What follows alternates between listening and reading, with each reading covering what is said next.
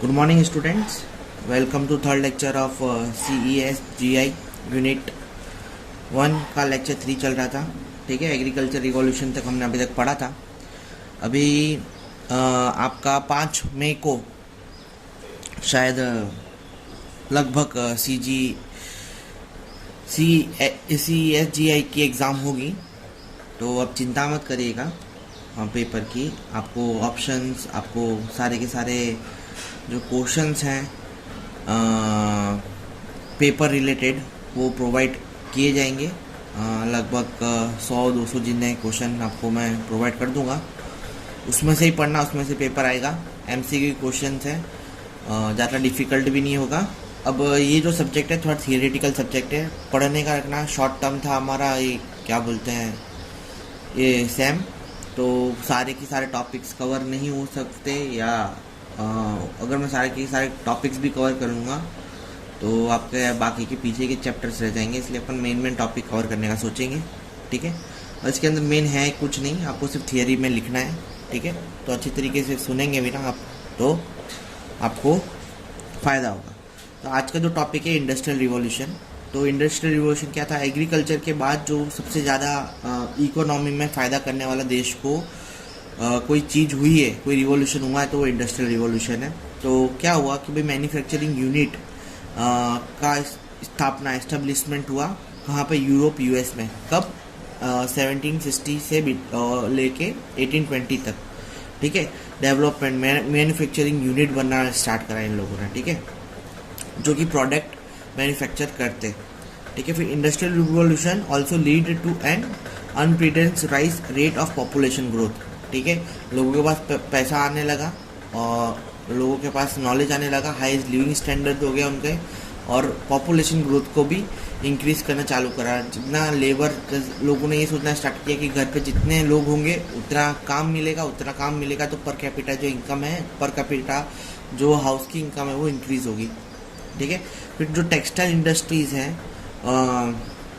उनको बहुत फ़ायदा हुआ उस वक्त मॉडर्न प्रोडक्शन में। ठीक है, तो इकोनॉमिस्ट का तो ये भी कहना था कि भाई जो इंडस्ट्रियल रिवॉल्यूशन है वो हमारे लिविंग स्टैंडर्ड बढ़ा रहा है। ठीक है, तो जैसे ये जो मैंने मेन पॉइंट्स आपको लिख दिया, आपको पूरा का पूरा आर्टिकल पढ़ने का जरूरत नहीं पड़ेगा। ठीक है, तो ये भी आप पढ़ लेंगे तो ऑलमोस्ट पूरा का पूरा टॉपिक कवर हो जाता है ना। फिर उसके बाद GDP। What is GDP? तो GDP क्या होता है? ग्रॉस डोमेस्टिक प्रोडक्ट जो है वो पर कैपिटा इंक्रीज होने लगा लोगों का। ठीक है, पर प्रोडक्ट पे उनको मतलब जो लेबर है, what is per capita? Per capita बोले तो एक घर में एक जन की इनकम इस पर कैपिटा बोल सकते हैं आप। ठीक है, तो GDP हमारा, जो लोगों का एक घर में लोग थे उनका GDP बढ़ने लगा। ठीक है, फिर रैपिड ग्रोथ होने लगी 1870 के अंदर। जो 1870 के, जिसको अपन ऐसा भी बोल सकते हैं कि सेकेंड इंडस्ट्रियल रिवॉल्यूशन, जो कि इंक्लूड करता है स्टील मेकिंग, फिर mass production, assembly, tools, machine, ये सब बनना स्टार्ट हो गया 1870 के अंदर। ठीक है, फिर नया कॉन्सेप्ट जनरेट हुआ 19th सेंचुरी के अंदर, जिसके अंदर 3 कंट्री इन्वॉल्व थी, जर्मनी, रशिया और USA।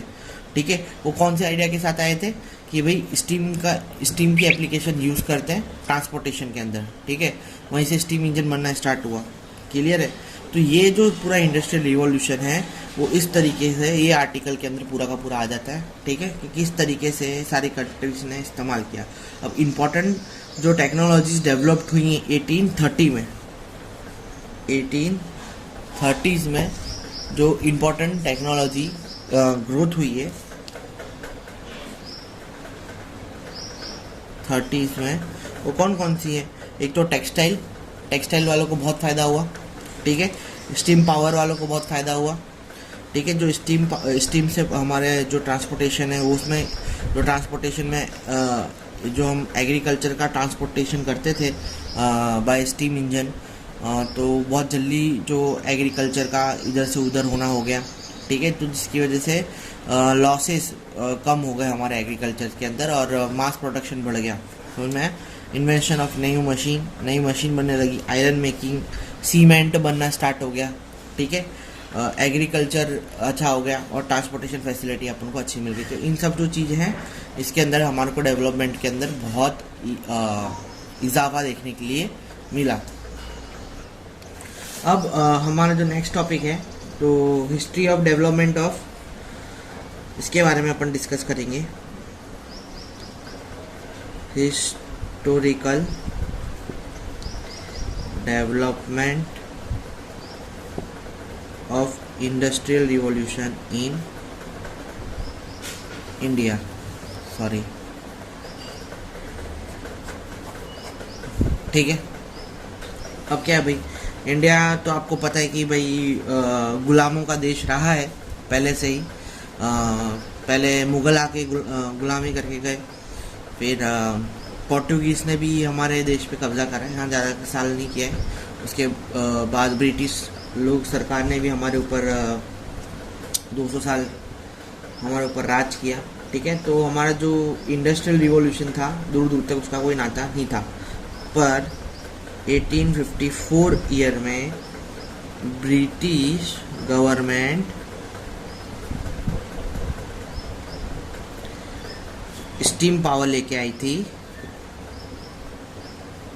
कहाँ पे? इंडिया में। समझ में आया? किसके लिए? Agriculture and cotton industry. समझ में आया? यहाँ से हमारा जो क्या बोलते हैं इंडस्ट्रियल रिवॉल्यूशन चालू हुआ। ब्रिटिश इंडिया की बात चल रही है, इंडिया की भी नहीं, ब्रिटिश जब हमारे ऊपर ब्रिटिशों का कब्जा होता था तब, ठीक है। हमारे यहाँ पे क्या होता था कि कॉलोनियल सिस्टम चलता था। What is colonial? कॉलोनियल क्या होता है कि भाई काम हम करेंगे पर उसके अंदर काम हमारी कंट्री करेगी पर उसके अंदर दूसरी कंट्री का इन्वॉल्वमेंट रहेगा। तो इंडिया जो कंट्री थी, हम काम करते थे पर हमारे अंदर इन्वॉल्वमेंट किसका रहता था? ब्रिटिश सरकार का इन्वॉल्वमेंट हमेशा रहता था। हमारे जो वर्कर हैं पूरे अनसेटिस्फाई रहते थे, ठीक है, कोई भी तरीके का बेनिफिट उनको नहीं मिलता था, ठीक है। फिर 1981 तक हमारे जो लेबर्स हैं उनको कोई प्रॉफिट नहीं मिलता था, नो प्रॉफिट, सिर्फ गधों की तरह सिर्फ काम कराया जाता था, उनसे मजदूरी करे, उनके ऊपर जुल्म उठाए जाते थे, ठीक है। पर इन 1930 स्कीम आई, बेनिफिट स्कीम आई लेबर्स के लिए कि भाई उनको राशन पानी दिया जाएगा, कि उनको क्या बोलते हैं सीकनेस होगी उनके तो करवाया जाएगा, इंश्योरेंस का करवाया, सडन डेथ हुआ तो उनके कुछ मुआवजा दिया जाएगा। तो ये सारे जो चीज़ हैं वो सब 1930 से होना स्टार्ट हुआ, ठीक है। अब India industrial capitalist class develop हुआ था 1858 के अंदर, ठीक है, जो कि ब्रिटिश ने ट्रेड से, ट्रैफिक से, ट्रांसपोर्टेशन से, फाइनेंशियल पॉलिसीज ऑफ गवर्नमेंट से उन लोगों ने डेवलप किया था, ठीक है। फिर आया अपने यहाँ पे नॉन कोऑपरेटिव मूवमेंट, कि भाई जहाँ पे हमारे इंडियंस लोगों ने सोचा, थोड़ी हिम्मत जुटा के कि भाई सारा काम हम कर रहे हैं तो प्रॉफिट क्यों उनको मिले। तो नॉन कॉम्पिटिटिव मूवमेंट में क्या किया गया, उनके जितने भी प्रोडक्ट होते थे ब्रिटिश के उन सबको बाइकआउट करा गया। फिर वो लोग मार्च करते थे, क्या बोलते हैं, अपने प्रोडक्ट के लिए, अपने उसके लिए लड़ाई के लिए, ठीक है। तो ये सब किया गया। उसके 1920 के अंदर जब हमारे कांग्रेस लीडर्स की सरकार चलनी थी तब उन लोगों ने ये सब डिसाइड किया। और यही एक आग थी जब के चालू हुई थी, जो कि हमको 25 साल बाद आज़ादी दिलवाने वाली थी, ठीक है। नॉन कोऑपरेटिव मूवमेंट स्टार्ट किया। फिर drain to wealth during 200 years of British Raj rules Indian development was never considered seriously as the policy of imperialist government। अब देखो, अभी भी अगर देखेंगे ना, बाहर अगर आप देशों में देखेंगे तो हर चीज़ का एक पैसा है। जैसे कि हमारे लेबर है, उनके जैसे कि हमारे लेबर्स हैं, उनके कोई भी तरीके के वेजेस नहीं होते। वेजेस यानी मैं बता देता हूँ, आप एक लिमिटेशंस होती है हर जगह पे कि भाई इतना एम्प्लॉयमेंट है, इतना पढ़ा लिखा, इतना स्किल है, वो स्किल्स वाले को इतना पैसा मिलेगा। जैसे कि आप कनाडा के लिए वगैरह फाइल भी रखते हैं ना, तो आपको पता चलता है कि भाई इतने वेजेस है, स्टूडेंट के लिए इतना पर आवर इतना काम करेंगे तो उससे ज़्यादा इनको इससे मिनिमम तो आप नहीं दे सकते, इससे ज़्यादा देना है तो दे सकते हैं। समझ में? स्किल्ड वर्कर, अनस्किल्ड वर्कर, इन सब के लिए वेजेस डिसाइड होते हैं बाहर की कंट्रीज़ के अंदर। पर हमारे यहाँ पर हमारी कंट्री के यहाँ पे भी है, पर वो अनएजुकेशन के कारण हमारे जो क्या बोलते हैं इंडिया में इतना अनएजुकेटेड है, तो लोग एक दूसरे का फ़ायदा उठाते हैं। समझ में आया है ना? तो इस तरीके से कुछ चीज़ वो लोग बहुत अच्छी डेवलप करके जाना चाहते थे, पर अभी तक ये चीज़ डेवलप नहीं हुई है। तो सारे के सारे जो सिस्टम है कहाँ पे जाके अटक जाता है भाई साहब अपना अनएजुकेशन पे। समझ में आया? तो एजुकेट करना बहुत ज़रूरी है। ठीक है, आप सिंपल सी अगर चीज़ देखेंगे, मैं ट्रैफिक का भी अगर एग्जांपल देता हूँ, तो बहुत सारे लोग हैं जिनको इतनी जल्दी होती है कि वो अगर रेड लाइट भी खड़ी हो और अगर आजू बाजू से कोई गाड़ियाँ नहीं आ रही हो तो वो क्रॉस कर जाएंगे।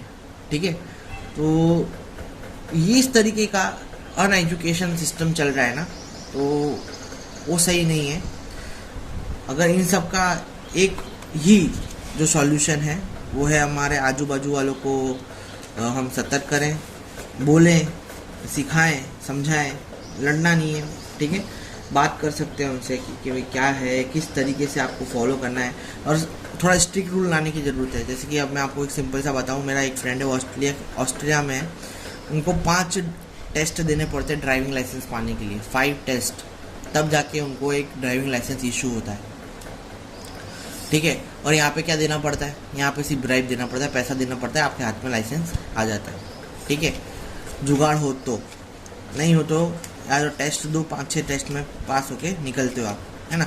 वहाँ पे तो कायदे सर टेस्ट होते हैं, आवाज़ों में एक एजेंट बैठता है, वो आपको जज करता है और उसके बेस पे आपको ये मिल जाए। ठीक है, ये तो चीज़ रही अपनी। उसके बाद अपना ड्रेन वेल्थ की मैंने बताया ना, 200 साल अपने ब्रिटिश सरकार ने हमारे ऊपर राज किया। फिर हमारे यहाँ पे पोस्टल क्लब बनना स्टार्ट हुए।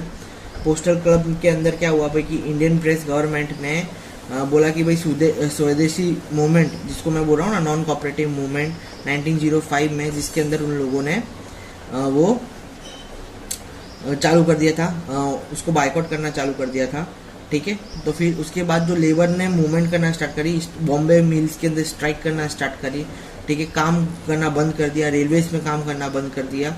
ठीक है, फिर उन्हें पोस्टल क्लब बना दिया। चेन्नई, बम्बई, कैलकाटा के अंदर पोस्टल वर्क फॉर्म यूनियन बन गई, मतलब इन लोगों की यूनियन बन गई जो कि इस मूवमेंट को साथ दे रही थी। ठीक है, तो ये पूरा का पूरा फिर हमारे यहाँ पे सेकेंड वर्ल्ड वॉर आया। सेकेंड वर्ल्ड वॉर के अंदर ब्रिटिश सरकार को बहुत नुकसान हुआ, और उस वक्त ही इंडिया के अंदर भी क्राइसिस चल रहे थे, और इस इकोनॉमी के कारण कि ब्रिटिश सरकार को जब फ़ायदा नहीं हो रहा था, इस कंडीशन पे हमारी जो ब्रिटिश सरकार है, तो आप समझ सकते हैं कि जब सेकेंड वर्ल्ड वॉर हुआ था ना, तो विंस्टन चर्चिल नाम के जो बंदे थे, उनके हाथ में उस वक्त कारोबार संभाला जा रहा था।